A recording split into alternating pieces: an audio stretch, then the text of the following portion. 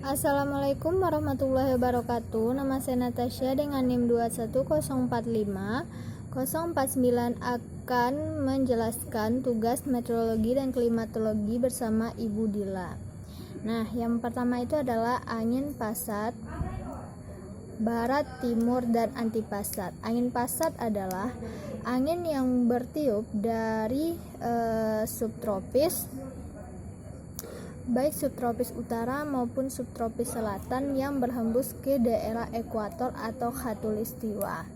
Nah, dampak dari hembusan angin pasat ini adalah terbentuknya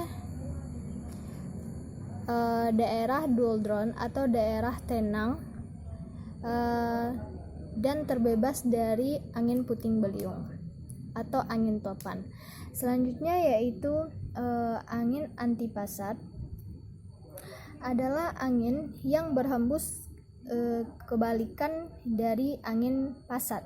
Kalau angin pasat tadi dia menuju khatulistiwa, sedangkan angin antipasat ini angin yang berhembus menjauhi khatulistiwa.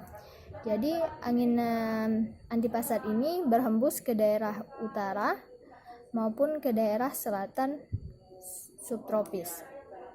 Nah, selanjutnya yaitu angin timur. Angin timur adalah angin yang berhembus dari timur ke daerah kutub. Angin barat adalah angin yang berhembus dari barat ke daerah kutub.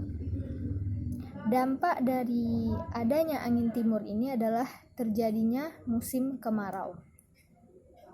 Sedangkan dampak dari adanya angin barat yaitu terjadinya banjir, longsor,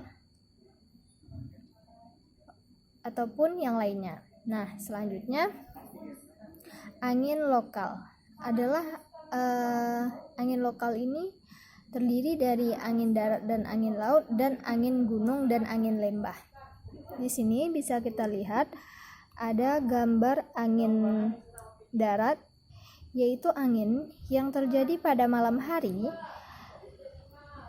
yang berhembus dari darat ke lautan, yang biasanya terjadi pada pukul 9 pagi sampai 16 sore atau jam 4 sore. Nah, angin ini berhembus karena tekanan di laut lebih besar dari tekanan di darat. Selanjutnya yaitu angin laut. Angin laut adalah angin yang berhembus dari lautan ke daratan. Angin yang berhembus dari lautan ke daratan ini terjadi pada siang hari, yaitu pada jam 8 malam sampai jam 6 pagi. Angin laut ini berhembus karena tekanan di darat itu lebih besar daripada di lautan. Selanjutnya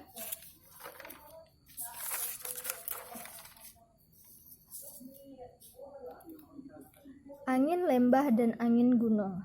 Nah, ini adalah angin lembah. Angin lembah ini terjadi pada waktu siang hari.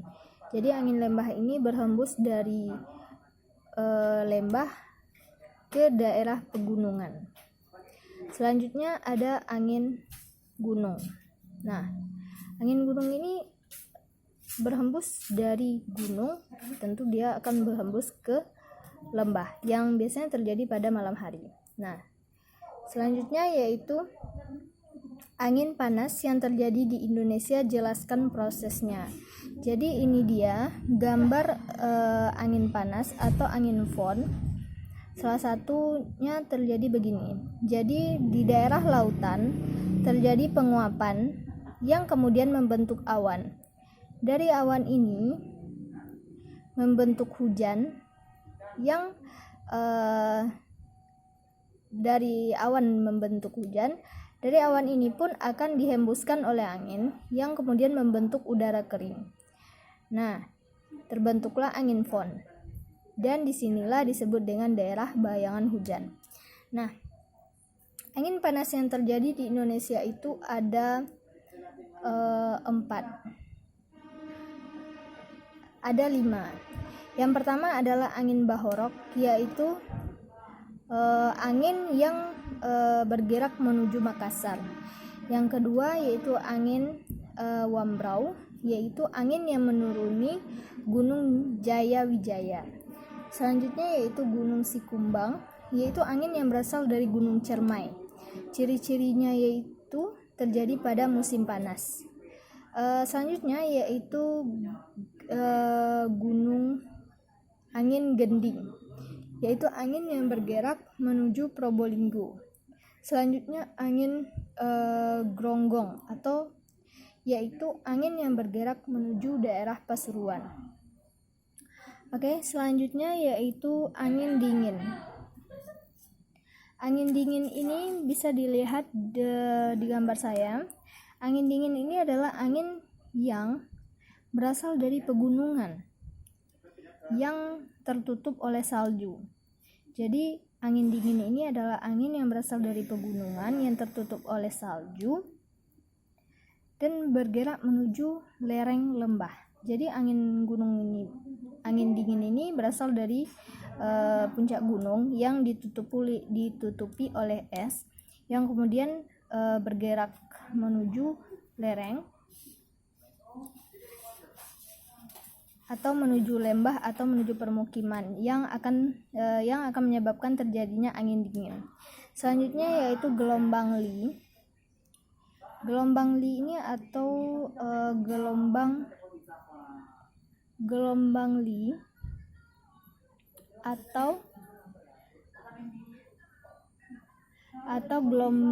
adalah gelombang stasioner atmosfer yang disebabkan oleh angin permukaan yang bertiup atas lereng atau curam di dataran tinggi. Jadi dia itu bergerak dari dataran tinggi ke dari dataran rendah ke dataran tinggi. Itu yang disebut dengan gelombang Lee. Jadi gelombang Lee ini adalah angin yang dipaksa naik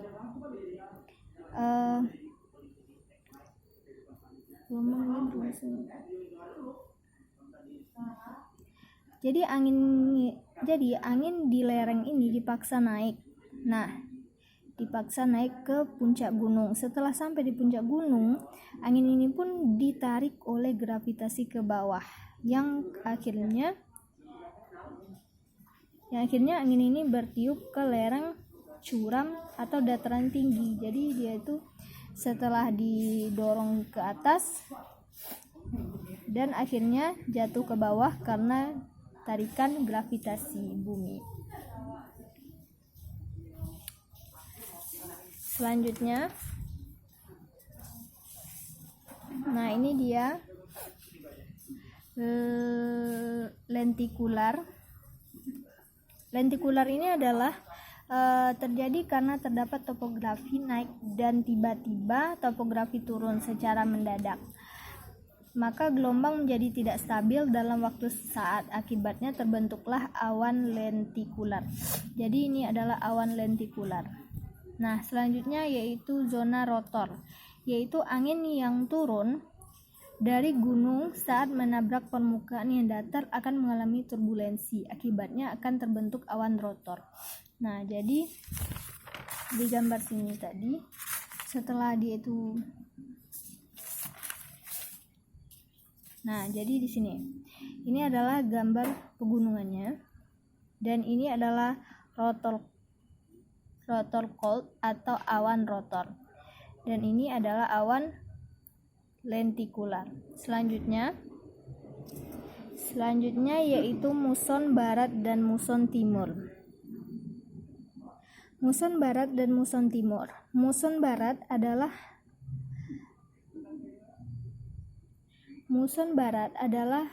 angin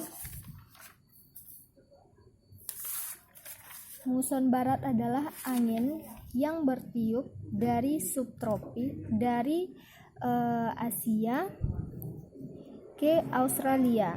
Itu disebut dengan angin barat yang biasanya terjadi pada Oktober sampai April. Selanjutnya yaitu muson timur, yaitu angin yang bergerak dari Australia menuju Asia, yang biasanya terjadi pada bulan April sampai Oktober, yang disebabkan karena tekanan di Australia ini lebih besar dari Asia. Selanjutnya,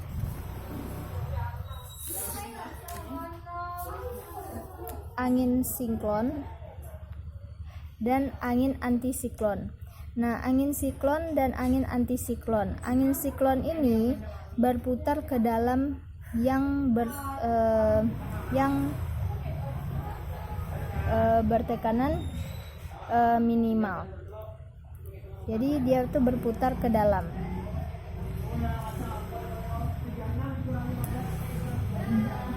BBU-nya atau BBU-nya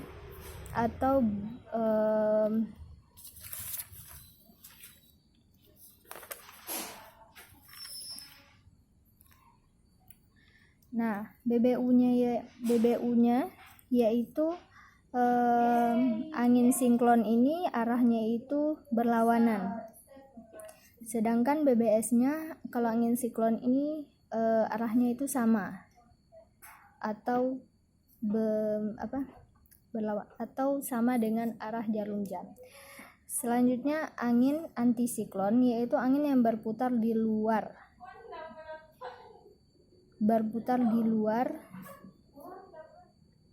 dan memiliki tekanan maksimal, yang berputar keluar yang memiliki tekanan maksimal. BBU-nya yaitu berputar sama dengan arah jarum jam, sedangkan BBS-nya yaitu berputar berlawanan dengan arah jarum jam. Selanjutnya yaitu proses terjadinya angin puting beliung. Angin puting beliung dapat terjadi jika arus udara naik secara kuat di dalam awan. Nah, jadi angin puting beliung ini terjadi karena udara panas dan udara dingin ini bertemu. Nah, udara panas dan udara dingin ini bertemu dan terjadilah bentrok yang kemudian membentuk angin kencang. Ketika membentuk angin kencang, maka terbentuklah awan cumulonimbus yang kemudian membentuk angin puting beliung.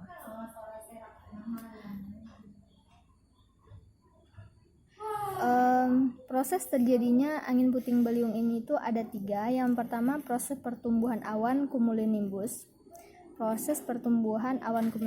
Selanjutnya yaitu fase dewasa cumulonimbus.